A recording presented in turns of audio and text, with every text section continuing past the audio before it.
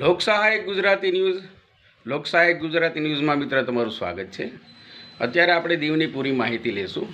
દીવમાં ઘણા સમયથી કામ કરતા વિજયભાઈની મુલાકાત. વિજયભાઈ નમસ્કાર. નમસ્કાર. વિજયભાઈ, દીવમાં લોકોને ફરવા આવવું હોય તો કઈ રીતે શું છે જરા જણાવશો?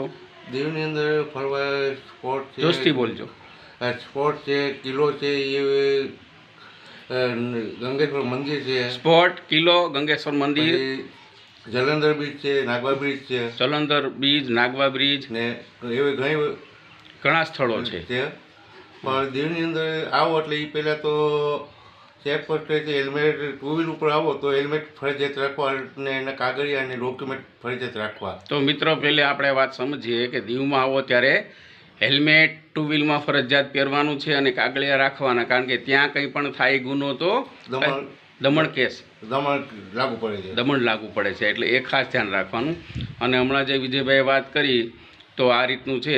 વિજયભાઈ, ત્યાં ગેસ્ટ હાઉસમાં રહેવાનો ખર્ચ કેટલો થતો હશે? એમ અત્યારે તો ઓફ સિઝન છે એટલે એના હિસાબે ગેસ્ટ હાઉસની અંદર એ 4,000 ને 3,000માં રૂમ મળી જાય. પણ સિઝન હોય ત્યારે રૂમના ભાડા બહુ વધારે હોય છે. અટાણા ચૈત્ર મહિનો હાલ એટલે ઓફ સિઝન છે, બરાબર? આ 10 તારીખ પછી વેકેશન બંધ પડે છે એટલે એ સિઝન ચાલુ થઈ જાય. બરાબર છે. તો આ રીતનું છે દીવનું. અને ફોર વ્હીલમાં આવો તો ડોક્યુમેન્ટની કમ્પ્લીટ રાખો, બેલ્ટ પહેરી રાખો, બાકી 1,000 રૂપિયા ફાઇન છે. બરાબર, 1,000 રૂપિયા. બેલ્ટ ન પહેરવું હોય તો ફાઇન લાગી જાય છે. અને ડોક્યુમેન્ટ કમ્પ્લીટલી રાખવા હોવા જોઈએ, કારણ કે દીવની પોલીસ સ્ટ્રીક પણ બહુ છે. ને ડ્રાઈવરને ખાસ કરીને કે ડ્રાઈવરને પીવો નહીં. બરાબર. એ ગાડી ઉપર હોય ત્યારે નહીં પીવાનું. ભલે હાજર રૂમમાં હોય એટલે ભલે પીએ એનો વાંધો નહીં. એટલે વિજયભાઈ, ડ્રાઈવરને નહીં પીવાનું કે અંદર બેઠા હોય નહીં પીવાનું? નહીં, ડ્રાઈવરને એકને. બરાબર છે. અને ભલે પેસેન્જર પીતા હોય. વિજયભાઈ, પહેલાં એમાં એવું હતું કે ગમે તે બેસીને દારૂ પીતા દીવમાં દરિયે, ને હવે એ મનાય છે ને? નહીં, દરિયે બેસીને મનાય છે કે એમાં એવું બને છે કે ગાય પી જાય પછી બિયરની કે દારૂની બોટલ હોય એ ફોડીને બ્રિજ ઉપર નાખી દે છે. એટલે કોઈને લાગે નહીં એના માટે મનાઈ કરી છે. તો મિત્ર, બહુ સરસ વાત કરી કે અત્યારે આપે સાંભળ્યું છે કે ભાઈ દીવની અંદર ગમે ત્યાં બેસીને દારૂ નહીં પીવાનો, ત્યાં હોટલમાં દારૂ મળતો ત્યાં જ પીવાનો. અને વિશેષમાં બહુ સ્ટ્રિક્ટલી પહેલેથી દીવ તો સ્ટ્રિક્ટલી છે ને ખરેખર કાયદામાં તો રહેવું જ જોઈએ. તમે જેટલા કાયદામાં રહેશો એટલો તમને ફાયદો થશે. બ્રિજ ઉપર જો પીતા પકડાઈ ગયા તો પોલીસ વાળાની ફાઇન ભરાવે છે. એમને બ્રિજ ઉપર જો મિત્ર કોઈ દારૂ પીતા પકડાય તો એને ફાઇન દંડ ભરવો પડે છે. ફાઇન મતલબ દંડ ભરવો પડે છે. નક્કી નથી ને દંડનું કંઈક? હા, ગમે એટલો દંડ એ લોકો સરકારના ધારાધોરણ મુજબ લઈ શકે છે. ને ધક્કા કરો એ અલગ.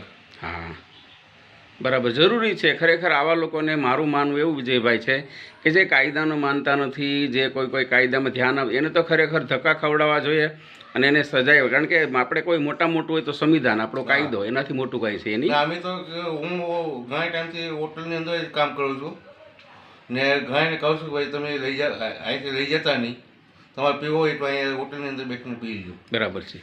તમે હોટલમાં કામ કરો છો ને? હા, તો સરસ મજાની વાત કરી. કારણ કે તમને અનુભવ હોય કે અહીંથી દારૂ કદાચ લઈ જાય તો આગળ લઈ જાય એનો વાંધો નથી, ભલે રૂમમાં જઈને પી, પણ બ્રિજ ઉપર કે ખુલ્લે આમ પીવાની મને નહીં કરવાનું. તો નાકા બહાર તો બિલકુલ દારૂનું ચેકપોસ્ટની બહાર નહીં. ને ચેકપોસ્ટ બહાર કાઢે તો પણ એમાં એવું છે કે કોઈ આપતું જ નથી અત્યારે, કે વાઇન શોપ સિવાય હોટલવાળા કોઈ આપતા નથી, વાઇન શોપ વાળા જ આપે છે. ને એમાં જો હોટલવાળું નામ આવે તો હોટલને 6 મહિનાને સસ્પેન્ડ મારી દે છે, લાયસન્સ સસ્પેન્ડ થતું હશે કદાચ. વાઇન ચોક એટલે વાઇન શોપ એટલે એ કોઈ પણ આપી શકે છે. એવું છે? હા, ત્યાં દીવમાં. બરાબર. એટલે બહારનું લઈ છે કે એમ? નહીં, એટલે દીવમાં તમે લઈ જઈ શકો વાઇન શોપમાંથી લીધો હોય તો. બરાબર. બાકી હોટલમાંથી તમને બહાર લઈ જવા માટે નહીં આપે. પછી દીવમાં એવો નિયમ ખરો કે ભાઈ રાત્રે 9 વાગ્યા પહેલાં પ્રવેશ થવો, 10 વાગે ગમે તે આવી શકે? ગમે ત્યારે આવી શકે, રાત્રે 10 વાગે 12 વાગે ટૂંકમાં ગમે ત્યારે આવી શકાય, કોઈ એવો રૂલ્સ નથી. એમ નાકા ઉપર કોઈ રૂલ્સ નથી? નહીં, ગમે ત્યારે આવી શકે, ગમે તે બહાર નીકળી શકે. પછી વિજયભાઈ, આ જે ગાડીમાં હોય એ કેટલો નિયમ છે? 4 વ્હીલને આવ્યા હોય કોઈ પણ તો અંદર કેટલા જણા આવી શકે? એના પાર્કિંગ પ્રમાણે. પાર્કિંગ પ્રમાણે છે ને? હા, કોઈ પણ 8ની પરમિટ હોય, પાર્કિંગ આપ્યું તો 8 જણા લઈને આવી શકે. પછી તો એમાં 1 કે 2 વધઘટ હોય તો એ કંઈ બોલતા નથી. હા, પણ કાયદામાં રહી તો વધારે સારું એમ, કારણ કે કાયદો એ મેન વસ્તુ છે. નાકો કદાચ તમે 10નું 7નું પાર્કિંગ તમે 11 જણા બેઠાઈને આવો તો નાકે નથી રોકતા, પણ અંદર જે ચેકિંગ ચાલુ છે ને ત્યાં ફાઇન ભરવી પડે છે. ના, ક્યારેક ક્યારેક નાકે રોકે, હા કારણ કે કાયદાનું કામ કરતો હોય છે. અને હું તો એવું કહેવું છું કે ભાઈ જે રૂલ્સ થતો હોય એ જ કરવું પડે. ઘણીવાર શું છે કે લોકોને એમ કે ભાઈ વાંધો નહીં આવે અને પછી ફેમિલી સાથે પ્રોબ્લેમમાં થવું પડવું, એના કરતાં પહેલેથી કાયદામાં રહેવું સારું. એમ વિજયભાઈ, જમવાનું ત્યાં હોટલમાં શું છે? શરૂઆત ક્યાં ઓછામાં ઓછું ને વધારામાં વધારો ભાવ શું છે? કે ચાય હોટલની અંદર જાઓ, કોઈ મોટી 3 સ્ટાર છે, 5 સ્ટાર છે, રિસોર્ટ છે, તેમાં ભાવ વધારે હોય છે. એટલે અંદાજિત આમ આપણે ગણીએ તો કેટલો ભાવ હશે વધારે? એટલે કે એનું કોઈ રિસોર્ટની અંદર કાંઈ નક્કી નક્કી હોતું નથી. એમ ટૂંકમાં સિઝન પ્રમાણે હાલવાવાળા છે. હા, સિઝન પ્રમાણે ભાવ હોય છે. એમ ને, દીવમાં મિત્ર સિઝન પ્રમાણે ભાવ હોય છે. અને બાકી ત્યાં આમ આપણે અહીંયા જુનાગઢ રાજકોટમાં 100 રૂપિયા થાળી મળે, નથી ત્યાં એવું નથી. એમ ને? હા, ના અમુક છે જે ગુજરાતી બનાવે છે, તો તેની અંદર જે ધાબાની અંદર લિમિટેડ હોય છે. ધાબાની અંદર હા, 100, 125, 150 થાળી મળી રહે. 150 પોણી 200માં થાળી મળે. થાળી 150, પોણી 200માં ધાબામાં થાળી મળે. હા, તો આ મોટામાં તો વધારે હશે ને? 1000 રૂપિયાની આરે ગાળે પાકું ને? એમ હા, 1100 1100 હોય છે. તો મિત્ર, આપણે સરસ મજાની વિજયભાઈ આપણે દીવની માહિતી આપી છે ને ખરેખર બહુ આનંદ આવ્યો છે. વિજયભાઈ, આપનો ખૂબ આભાર.